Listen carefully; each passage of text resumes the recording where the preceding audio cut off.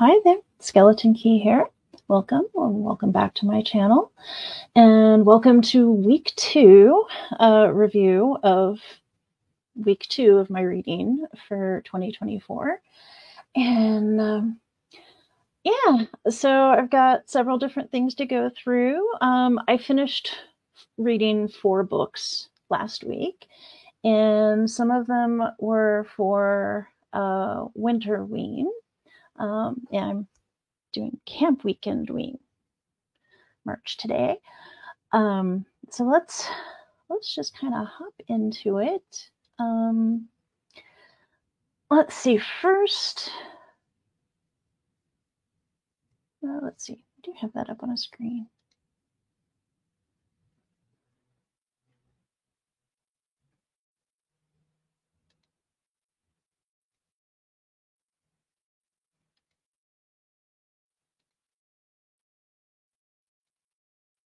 Okay. So let's see. So on January 9th, I finished I'm Just a Person by Tig Notaro. I read this for a book club, and I had never heard of Tig Notaro. She is a pretty famous comedian, and she wrote this book after a very rough time in her life. This was the 2016 Goodreads Choice Award nominee for in the Best Humor category. And I'm guessing that whoever nominated it for that category did not read it, because I did not find any humor at all. I mean, she approached her awful situations with a good deal of humor, but in a very deadpan humor, which I gather is her style. I'm going to have to go find some of her actual humor. But this was very dark and very, kind of depressing. She's hospitalized for C. diff, which is a really nasty disease. And then her mother died, and I almost quit reading it at that point, because her mother died in almost exactly the same way that my mother died a little over a year ago. And it was just really difficult listening to her describe what she was going through. And it's like, yes, I understand. In a lot of detail as far as, the whole death process and everything. So that was really, really difficult for me. I am glad that I did not DNF this, that I pushed through. It's like, okay, I can get through this, obviously. So I did finish it. And I mean, it's a memoir, so I don't think it's a spoiler to tell you that by the end of this book, things were looking up. She was in a good place, and I hope she is still in a good place. Like I said, I'm not familiar with her or her work, so I should rectify that. But this is really good, and it's inspirational for really being at rock bottom, and then the bottom falls out.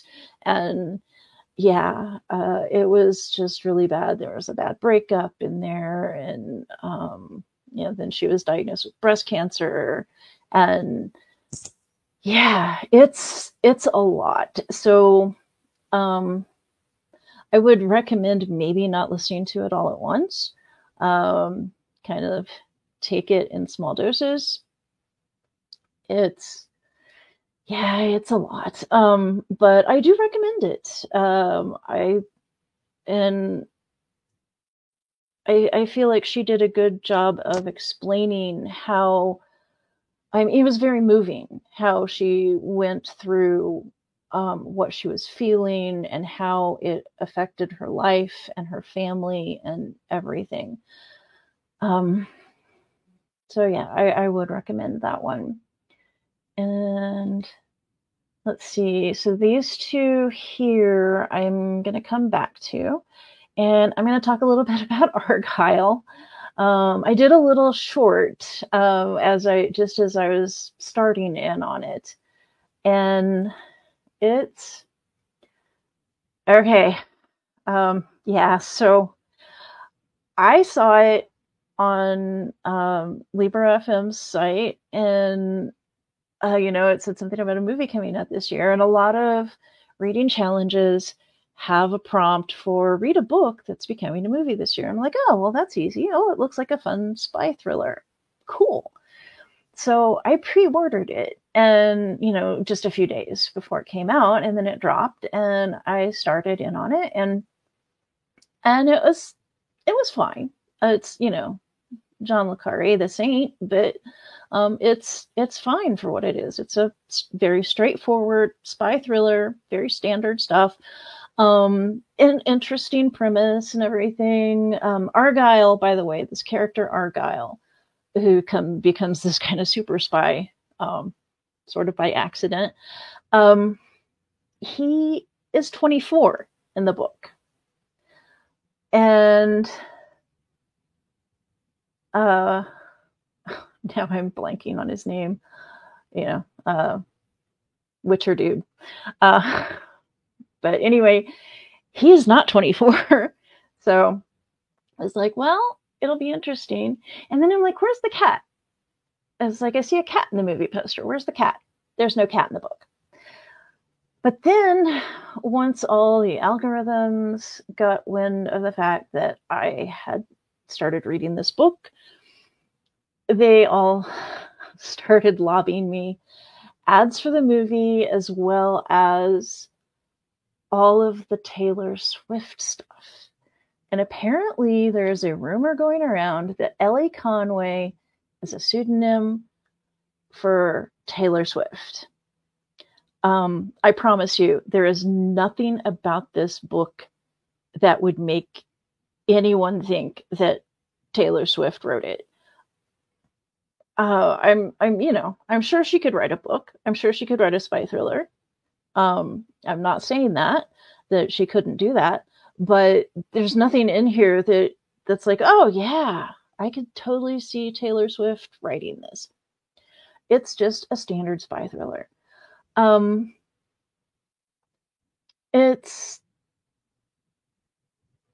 But I guess what was sending all the Swifties over the edge was the fact that there's a Scottish fold cat in the movie, and I guess she has a Scottish fold, or Scottish fold cats plural. I don't know, or that she just really likes Scottish fold cats. And I guess she is known for liking the Argylle pattern. And I guess there's a character in the movie named Taylor. I don't know. I've only watched a couple of the film previews, so I don't know.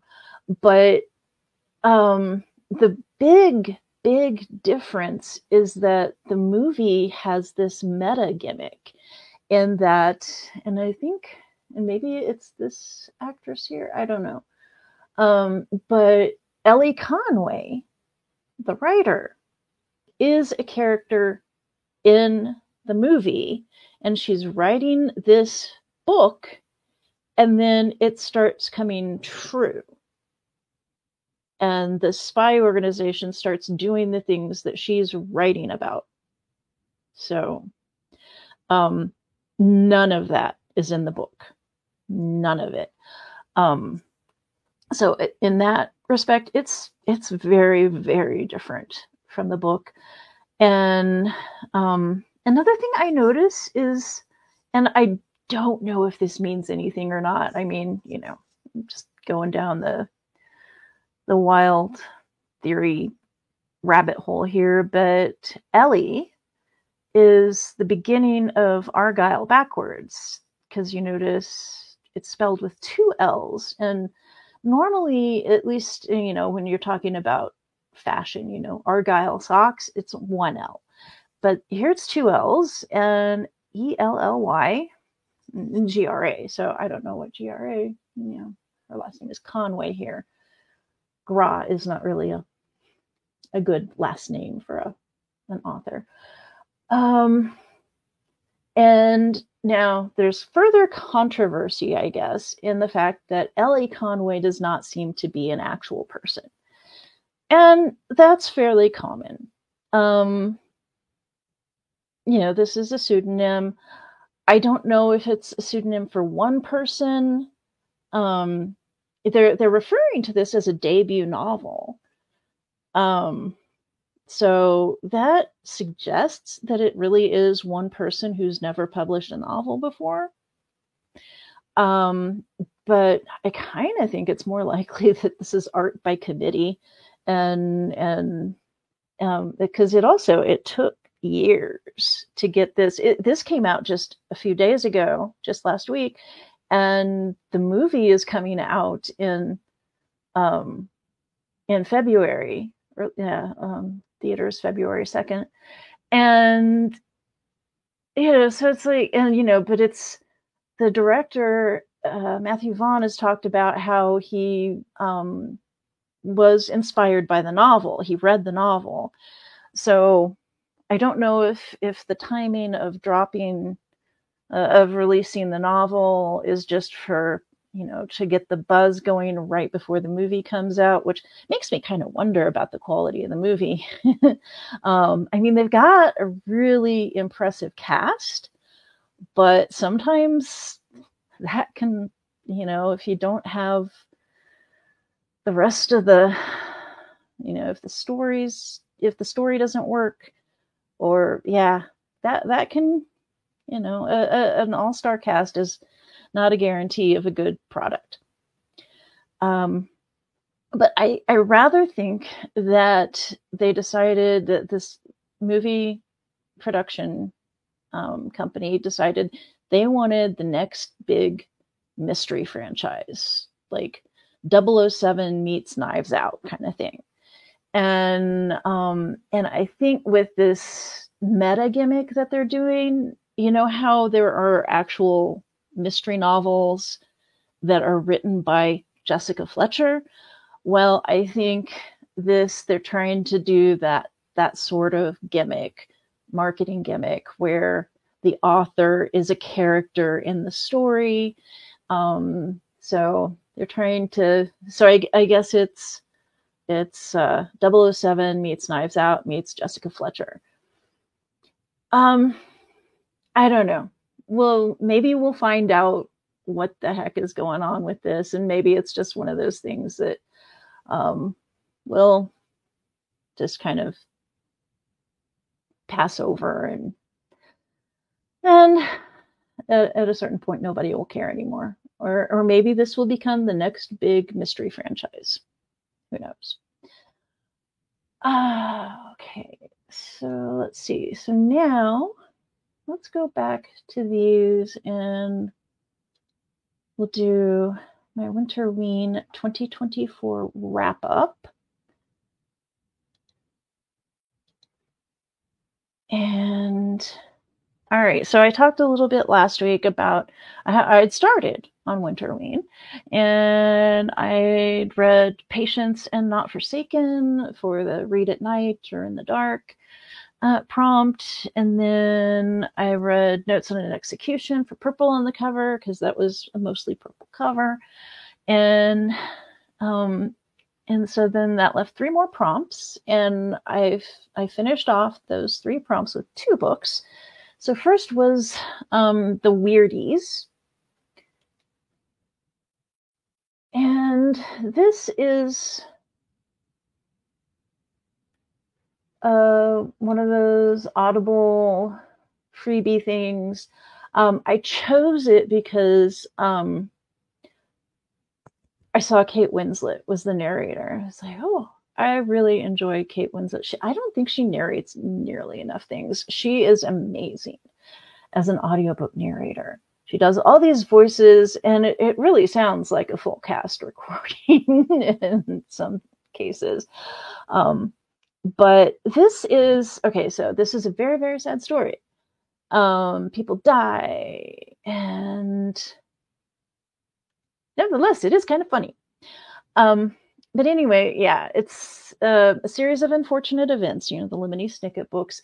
It did put me in mind a lot of those. It's about these triplets, Barnacle, Garlic, and Melancholy, who are abandoned by their family, their parents, and the entire household staff, which is like hundreds of people. And so they're thrust out on their own, and so then much wackiness ensues with the orphanage and everything. Yeah, it is reminiscent of the series of unfortunate events, but it's darker and better. I thought this was way more funny and had way more. I think the children in this case were more interesting characters. I remember always being just a little disappointed in the Baudelaire children. It's like, that's the best you can come up with. And this, okay, fine. So yeah, I had a lot of fun listening to this. And so let's see, this counted for the read a book with a W in the title. So that's The Weirdies. And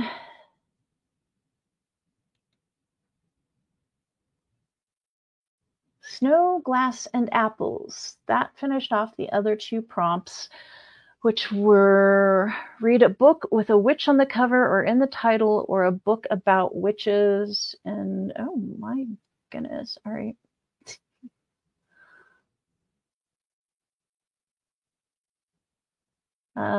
Although that ad is a little appropriate for this particular book. Yeah, so okay, so this is an adaptation. Colleen Doran is the artist, and she adapted this from a Neil Gaiman short story, I believe of the same name. I have not read it, so I don't know how the text compares to the text in here. I would hope that Neil Gaiman's story was better. There were several times that I would read the little text box. I would read it over and over, and I would be just totally confused. It's like, this does not really go with this story. You chose that conjunction, and that makes the entire sentence nonsensical. And so, yeah, I had a really hard time with the story because it kind of didn't make sense. I mean, on a sentence level. And yeah, so that was just weird. So I'd say that I'm tempted to go find the original story and read it, except I really don't want to. I don't. It's a retelling of the Snow White story, and it's kind of sort of a flip of, the queen is not the evil one. Well, here it says, and not so evil queen, and maybe that's right. I don't know. I think these two, well, I say women, the queen and her stepdaughter, and the stepdaughter is 5 when the story begins, and when it ends, I believe she's a teenager. I can't remember. I think it goes about 12 years, maybe. So she's a teenager, and it's okay. Now the artwork is amazing. You could just tell, right, just from the cover art, throughout. This is absolutely gorgeous artwork. Colleen Doran, whatever I think of her adaptation of the text, her artwork is absolutely amazing. But the story and the accompanying illustrations are best described as gruesome erotica.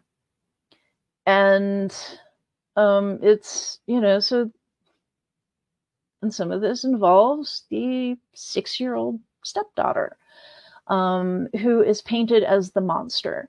And I mean, if you take it at face value, yeah, she's a monster and she's not an actual child, but still, it's just it was really squicky. Uh, I didn't I did not have a good time with this. Yeah, so this is not safe for work. Do not, yeah, not, it's like, oh, it's a comic book, it's a graphic novel. Here, I'll give it to my kids to read. No, look at it first and you determine what's appropriate for your children. I'm not here to ban books, but yeah, be aware of what is inside this book because, yeah, it looks like, oh, this is a retelling of Snow White. And it is. And it's very dark, it's horrific, it's gruesome, it's yeah. I mean, erotica in general is not my jam, and this was just really not for me. So I gave it 2 stars because I mean the artwork is gorgeous. So if gruesome erotica is your jam, here you go.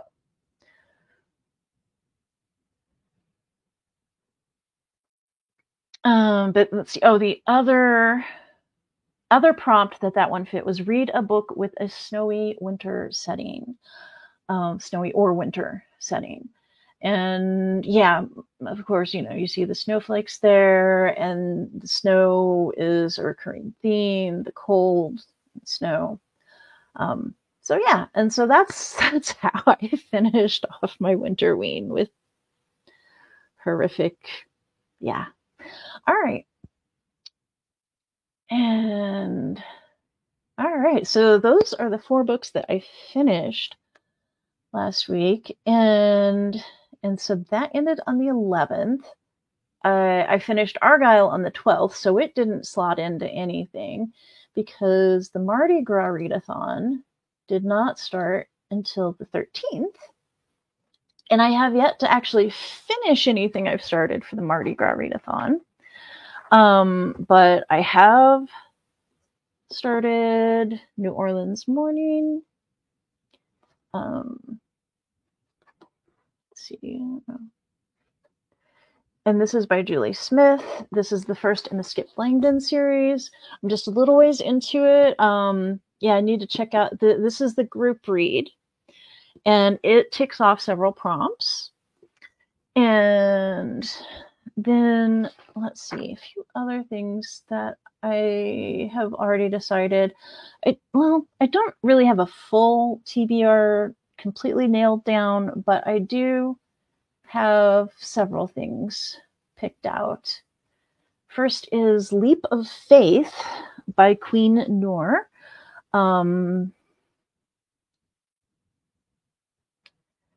Okay.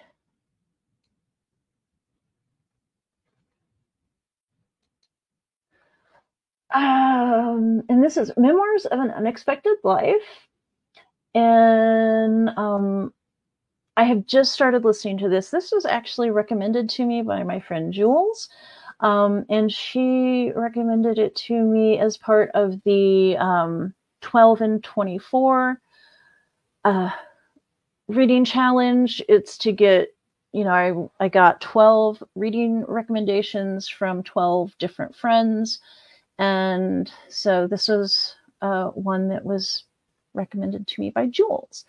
And I don't know anything about Lisa Halaby, but she apparently was an American-born Arab American woman, and she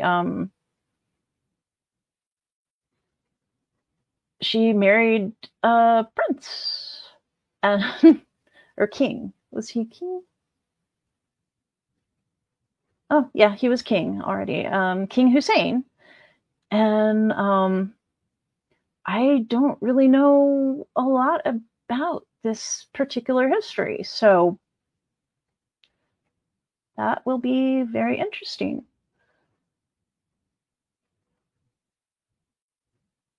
And that is for the prompt, read a book about royalty.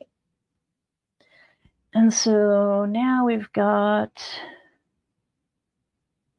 let's see, for read a book set on the Gulf Coast, New Orleans Morning will fill that.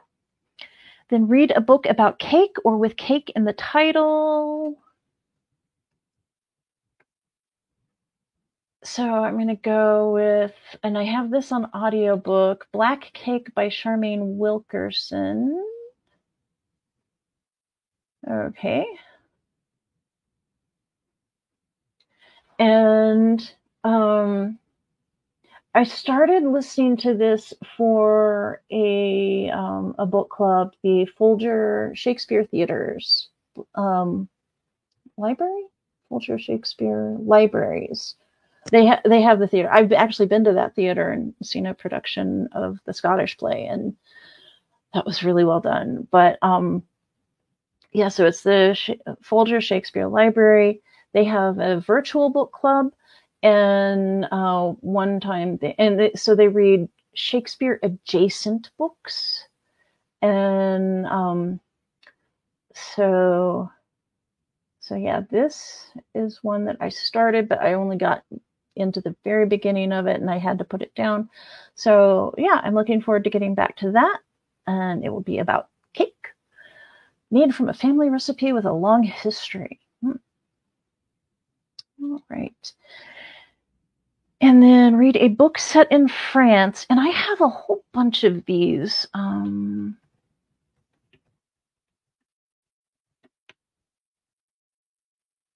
This one is Murder in the South of France by Susan Kiernan Lewis. I have not started this, but this is the first in the Maggie Newberry Mysteries series. I have never read anything by Susan Kiernan Lewis, so we'll see if this is any good. Well, that's not encouraging, but I don't know. What is the... But it is set in France. I have quite a few books set in France, so if I end up putting this one aside and needing to choose something else, I do have other options. So, isn't there a... There it is. Well, 3 stars. 3 stars is... I liked it. I don't... Everyone has a different rating scale, but I use the Goodreads ones. Have any of my friends read it? Doesn't look like any of my friends have rated it yet. But that is for set in France. Read a book about a ball or an elegant event. And this is another Kindle book I have, Death at a Christmas Party. Apparently there's a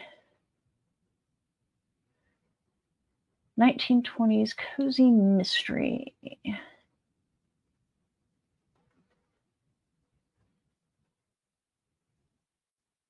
Okay, they decided I don't want lingerie, so I must need my immune system boosted. I guess, I don't know. So Death at a Christmas Party, a 1920s cozy mystery. Merry Christmas party with old friends, a dead body in the kitchen, a reluctant heroine. Recipe for a jolly festive murder mystery. I don't know. Well, and this one, okay, so it's got a 4.17, so that's, well, with 15 reviews, 433 ratings. This might be pretty good. And then, let's see, read a book that centers around music. And yeah, this is another one of those freebies from Audible original, The Strange True Story of Johnny Cash's Greatest Album. I know absolutely nothing about this, but it's clearly about music. So there you go. And it's pretty quick. It says it's 120 pages. I forget how long it is on the audio, but there you go.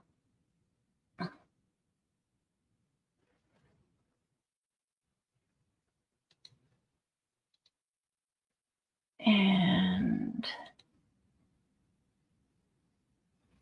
read a book related to or about food, and how far am I into it?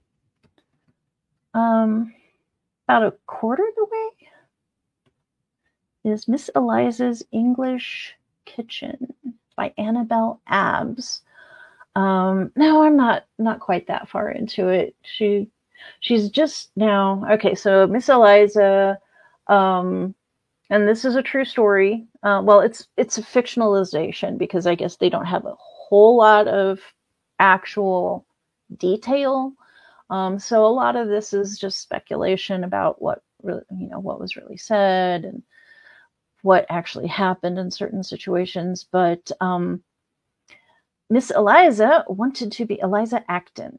She wanted to be a poet, and she had published some poetry. And she went to discuss publishing her next volume of poetry. And the editor or publisher was like, nope, bring me a Gothic romance. Everyone wants Gothic romances, so write me a Gothic romance instead. And she's like, no. And so he's like, okay, write me a cookery book. And she's still like, no. She's very insulted. She's not a cook. She has a cook. But then, yeah, things kind of go badly for her family and they need money. So she's like, I guess I'm gonna write a cookery book. And much wackiness ensues. But so I'm about at the point where she's like, I guess I'm gonna have to write a cookery book. And then there's another character which we've met just a little bit, and she seems really interesting, but she's going to have to go into service, and she wants to be a cook, but everyone's like, no, you could maybe be a housemaid or a scullery maid, and maybe eventually work your way up to cook from scullery maid. But I gather that we're just about to get to the point where Miss Eliza hires her. And so, yeah, I'm having fun listening to this. It's a nice story. Very interesting. And so that's a book related to or about food. And then let's see, New Orleans Morning goes, it will take care of the last two prompts, which are read a book about a crew or a group of friends and read a book set in New Orleans. So that's where we are with the Mardi Gras Readathon. And I think I can stop sharing now.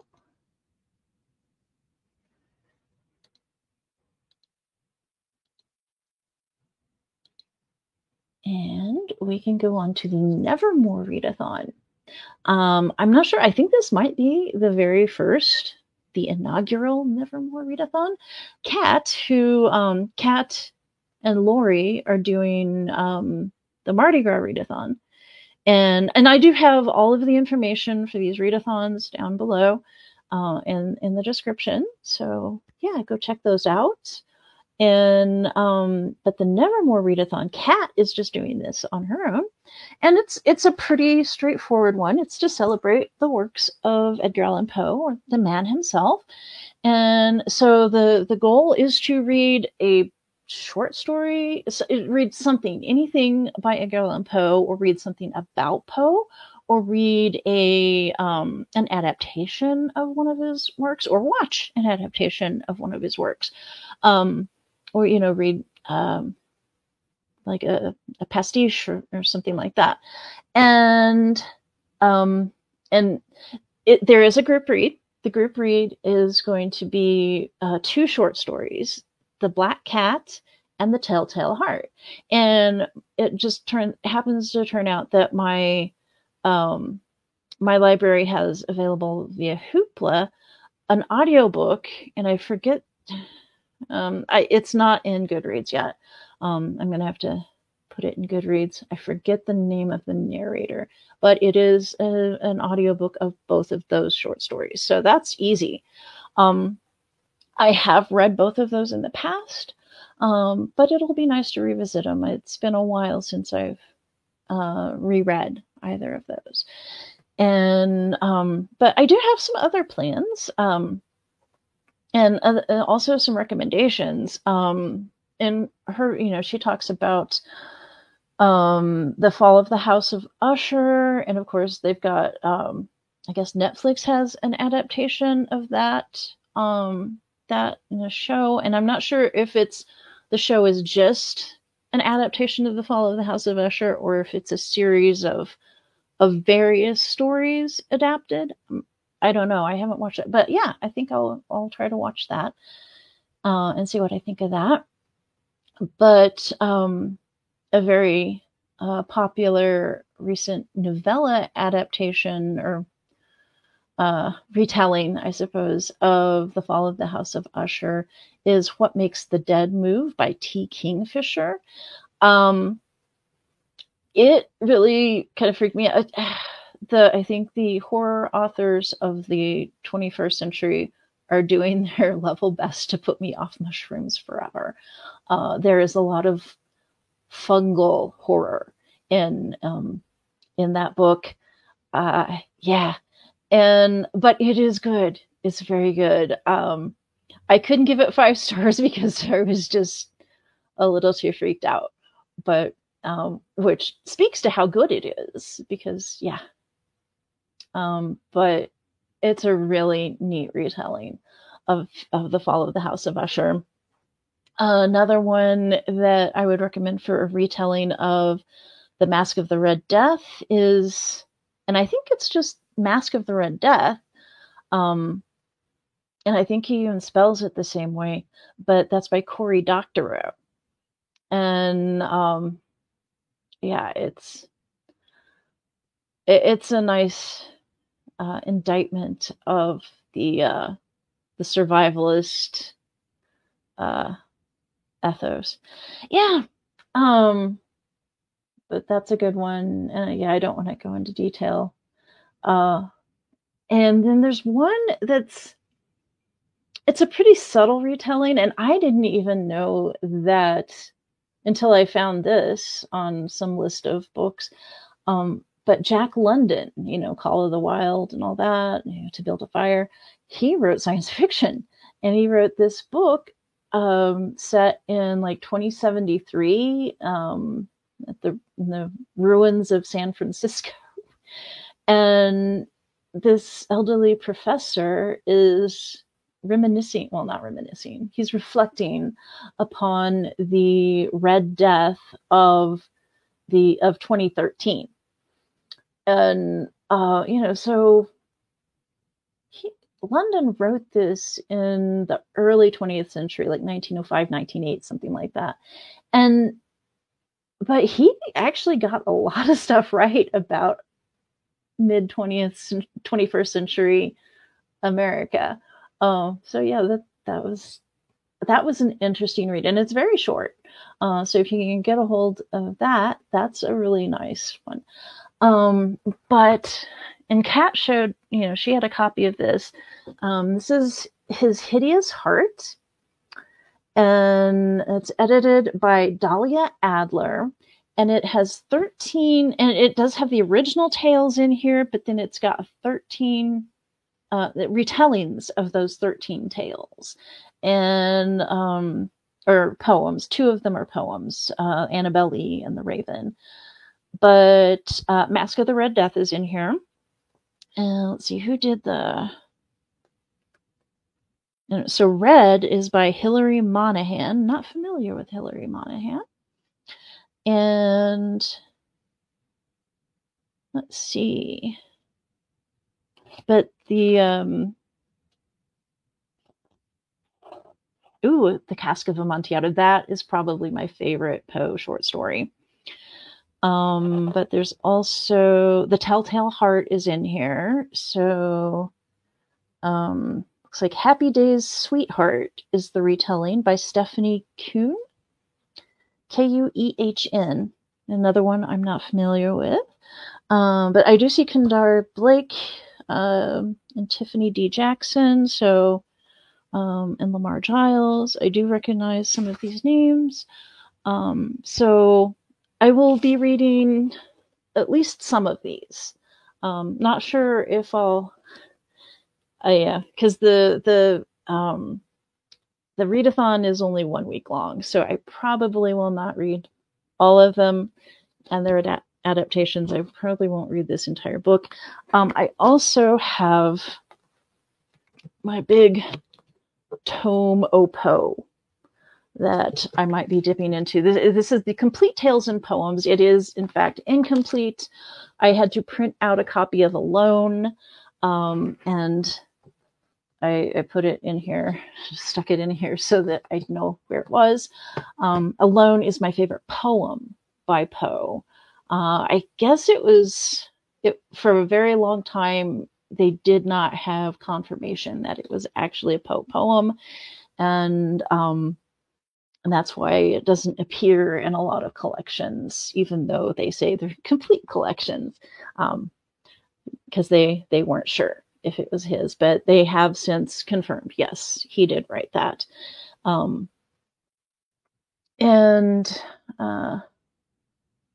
Yeah, that's an awesome poem. I love that one. I'll have to, maybe on Friday, because this starts on Friday the 19th, so maybe on Friday I will read it, maybe on a live stream, or maybe, I think it's short enough, I might be able to just fit it into a short. So that is all I really have coming up right now. Am I reading anything else? I probably am. Oh, I just started Femina for the Stranger Than Fiction book club, nonfiction book club. And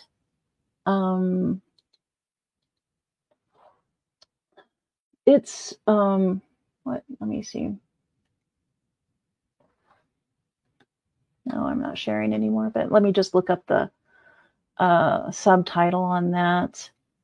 That will tell you more what it's by Janina Ramirez, and the subtitle is, can't read it, A New History of the Middle Ages Through the Women Written Out of It. Yeah, not really good contrast on that small print. It's hard to read. But I've started reading that. I'm just a little ways into it, but so far it's very interesting. I think it will make for a really good discussion book when we get to that later this week. And, I need to read some Marie Sutro for the Sisters in Crime book club. Sisters in Crime Colorado, we have our own little book club, and we're reading Dark Obsessions by Marie Sutro. But that's what I've got coming up this week. And so, yeah, in the comments below, let me know if you've read any of these things that I've read or going to be reading, and let me know what you thought of them, or let me know what you're reading right now or what you're looking forward to reading. And I will talk at you later. Bye.